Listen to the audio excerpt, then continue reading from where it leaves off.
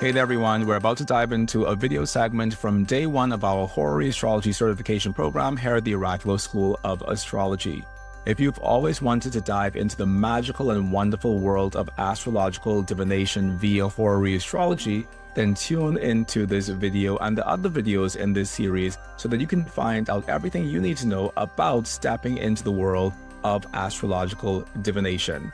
And if you are wanting to study to become a professional Horary astrologer, then you can still join us live before March 1st, 2026, or you can check out our website where you can purchase the recordings of this course.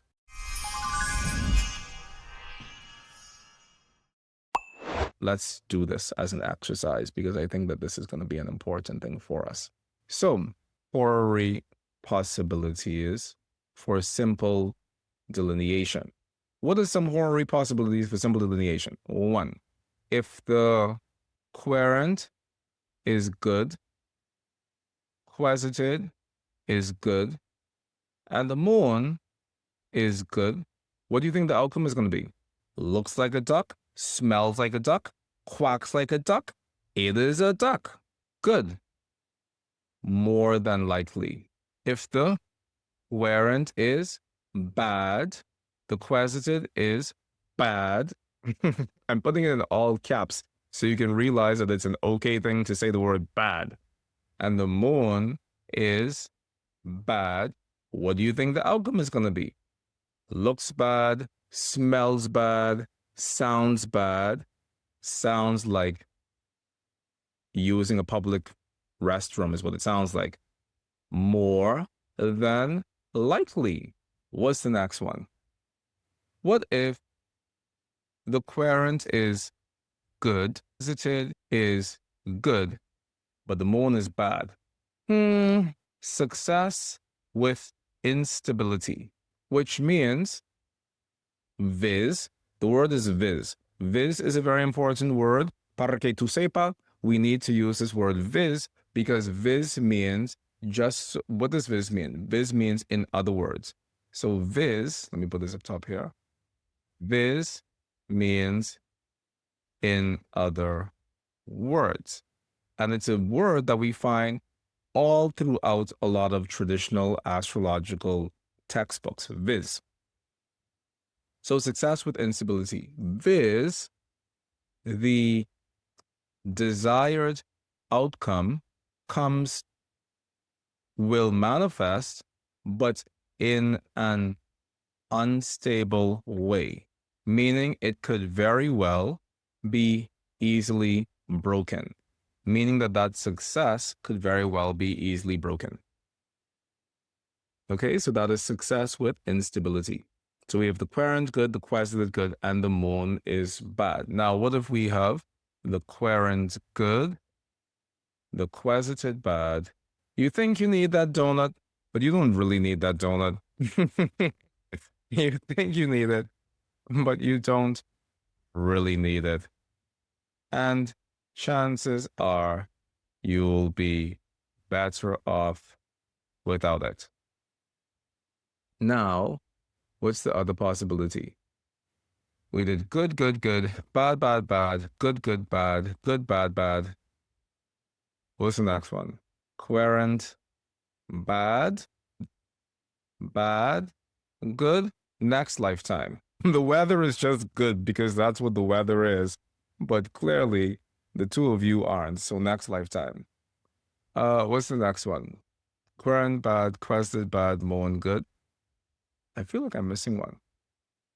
Querent, bad, quested, good, moon, good.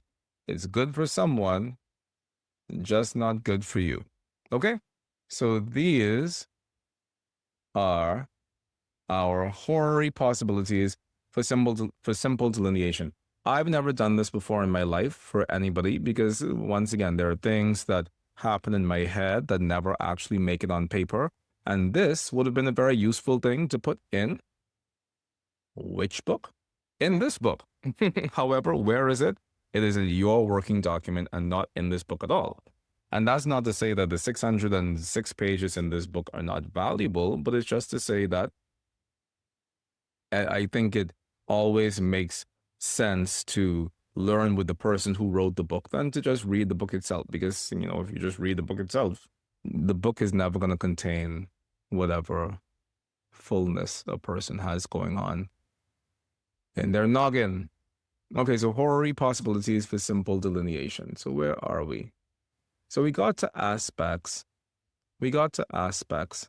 We got to aspects. Why are aspects important? Aspects reveal the dynamic action that occurs between planets.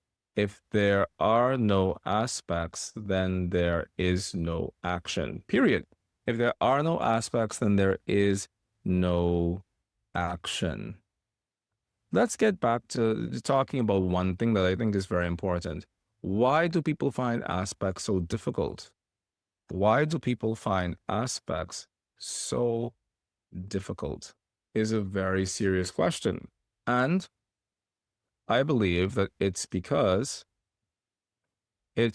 because of the way astrology is typically taught. How is astrology typically taught? First of all, astrology is typically taught with people learning natal astrology, which for me is a recipe for utter disaster and fire and brimstone and annihilation. I just sound like Dora the Explorer. Annihilation! Why? Why is it such a disaster? It's a disaster. That's like that movie I watched when I was younger, Running with Scissors. It's a disaster. Why would you not want to teach people who have no astrological basis natal astrology first? It's because natal astrology deals with the entire destiny of a person. At some level, that has to feel like performing open heart surgery. At some level, that has to feel like, oh shit, I need some more preparation before I do this. At some level, that has to not feel like an entry-level skill. I mean, forgive me, and I say this, and I guest teach at astrology institutions where they teach natal astrology first. At some level, teaching somebody how to deal with and navigate the entire fate and fortune and destiny of another human being must feel like brain surgery. You need more than pre-med for that. You understand? So natal astrology isn't something to be taught first, in my personal opinion. And as we look towards antiquity, no one in antiquity taught natal astrology first. Even if they taught it second, they did not teach it first, because it was largely understood that in order for somebody to learn astrology, there is a pre-astrology that you need to learn before you are qualified enough to even study astrology proper. When I was in dance school in Jamaica, I went to, I probably shouldn't say these people's school name, but I studied, one of the places I studied dance at in Jamaica was the Edna Manley College of the Visual and Performing Arts, located in Kingston, Jamaica. And I don't believe that Edna Manley was actually government funded. I feel like there was no government funding at all. And as a result of that, they had to accept anybody, anybody who came. It wasn't Juilliard. Anybody who came in through the front door had to get accepted because they needed every single tuition that they could possibly get. And so it made for a very interesting sort of thing. But I think it just also goes towards the pride that we have in ourselves as West Indian people, because we know that we could teach anybody anything. And that's been one of my central, pieces of pride in my own teaching practice. I know I could teach astrology to anybody. I could teach astrology to a rock, because I know that I am that qualified and that I am a good teacher. And we know that in Jamaica as well. So at Edna Manley, there was a class, because they allowed everybody in and nobody got turned away. There was a class for the people who definitely should not have been there. And that class was called the PQ class. And anytime a teacher was mad with you, they always threatened to throw you in the PQ class, because PQ stood for preliminary qualifiers. which was their way of saying, you're really not qualified to be here at all. You're a preliminary qualifier. You really shouldn't be studying dance here at all, but we need the school fee money. We need the tuition. So that was the preliminary qualifiers class. And we need to have a preliminary qualifiers class for astrology, is the point of what I'm saying. Because there has always been a preliminary qualifiers class built into traditional astrology. Every traditional astrology author has written a book like this, Mastering Traditional Astrology. Every single one of them. Because this is the PQ astrology. This is the preliminary qualifier astrology before you even begin practicing astrology. How do you start practicing natal astrology on day one? Talking about Aries means that you're an independent person. How do you start that on day one if you don't even know what Aries is? You don't know that there's a difference between the constellation called the Ram and the actual sign of the zodiac that we call Aries. You don't know what the quadruplicity of Aries is, what the gender of Aries is, what the triplicity of Aries is, what the sect of Aries is. What are the gunas that underlie the fire element of which Aries is a part? You don't know anything. And how do you start with Aries means you're independent? Aries is one of your big three. Your sun is in Aries. You're going to be an independent person. How do we start there when you know nothing? Is the question. This book, and it's not just this book, The Beginning of Wisdom by Abraham Ibn Ezra is a similar book. The Astronomicon of Firmicus Maternus is another such book. There have been books throughout history. Everywhere we look within traditional astrology, there's a book like this written, which is, here is everything you need to know before you start practicing astrology. Here's everything you need to know in order to equip you with the knowledge that you're going to need in your astrological practice. That's why I wrote this book, to bring back this legacy of writing these preliminary qualifier books so that people knew that it was okay to start from zero, because zero might be small, but it is beautiful and powerful and good. So this is level 0, 647 pages of zero, so that you could then move into some sort of astrological practice, whether that's natal astrology, which I still don't necessarily think should be the next step, or whether it's whatever. So where does horary astrology fit within this? Horary astrology, in my opinion, is the next step, which is why this is volume 2. What am I saying about this? Why is horary a next step? Because horary is me practicing surgery on a cadaver first before I go and practice surgery on a living human being. As some of you know, I practice human dissection when I'm not teaching astrology. That's the other thing that I do in my free time. I practice human dissection on cadavers. I fly out to North Carolina to the BioSkills lab where I volunteer and work. Work as in that is where I do the cadaveric work. And that's what I do.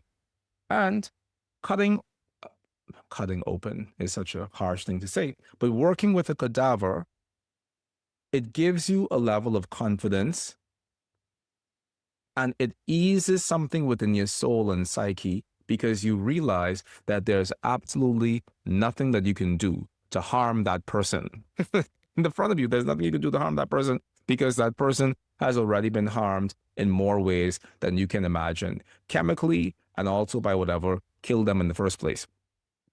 You need that cadaveric work before you start operating on people's physical bodies, before you start operating on people's souls. Astrologically, you need that cadaveric work.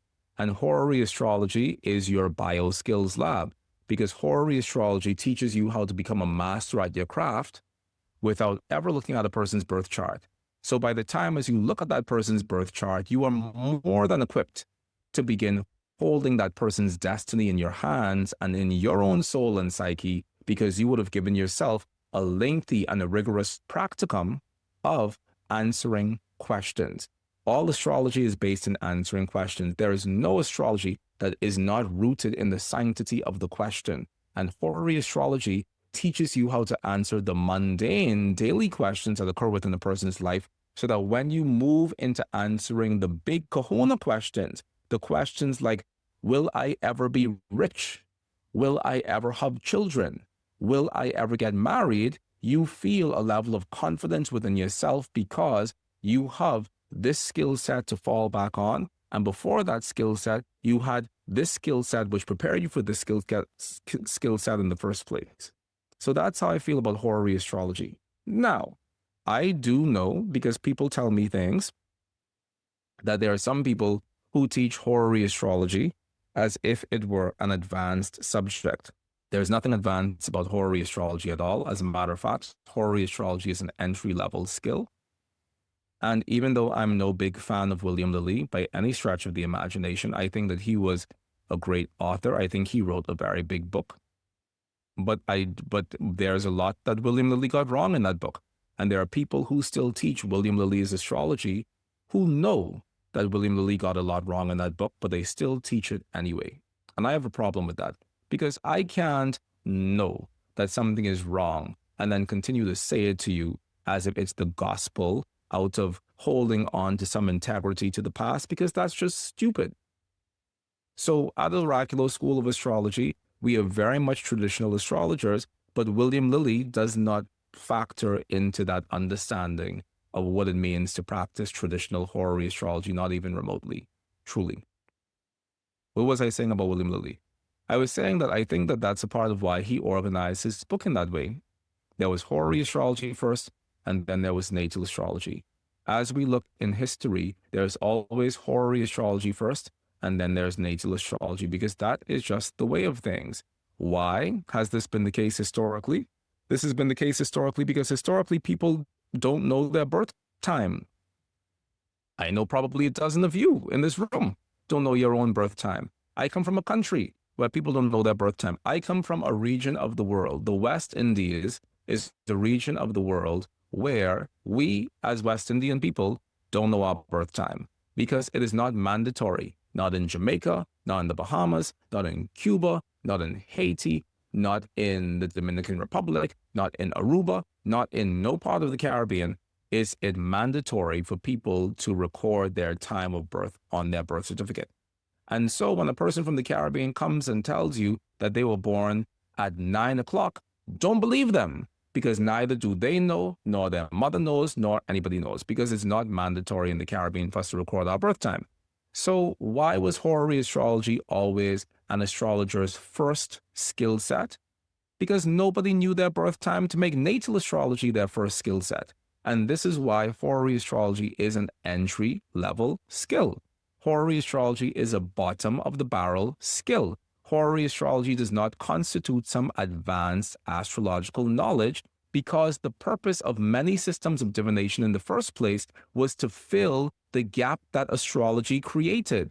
Read any book written by medieval diviners of any other system of divination that wasn't astrology, and they all say this system of divination was created because astrology is too difficult.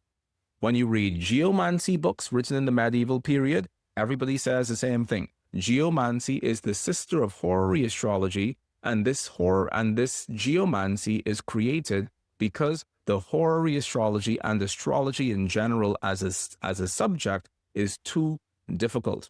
You read tarot books, whether you're reading the early 20th century writings of Aleister Crowley or members of the Hermetic Order of the Golden Dawn, and they all say all of these other systems of divination that we're presenting to you are presented because astrology is too difficult. Astrology has always been too difficult. And as a result of that, other divinatory practices came up to bring the heavens down to earth. And this is a part of why, if you practice multiple systems of divination side by side, Horary Astrology included, the other systems of divination will reflect what's in the horary chart, because the horary chart shows what's going on in the heavens, but when you practice your tarot and your geomancy next to the horary, you see what's going on. How do we bring that heavenly information down to earth? Which is why the geomancy reading, the horary reading, and the astrology reading, if they're all done at the same time, they will all give you the same results.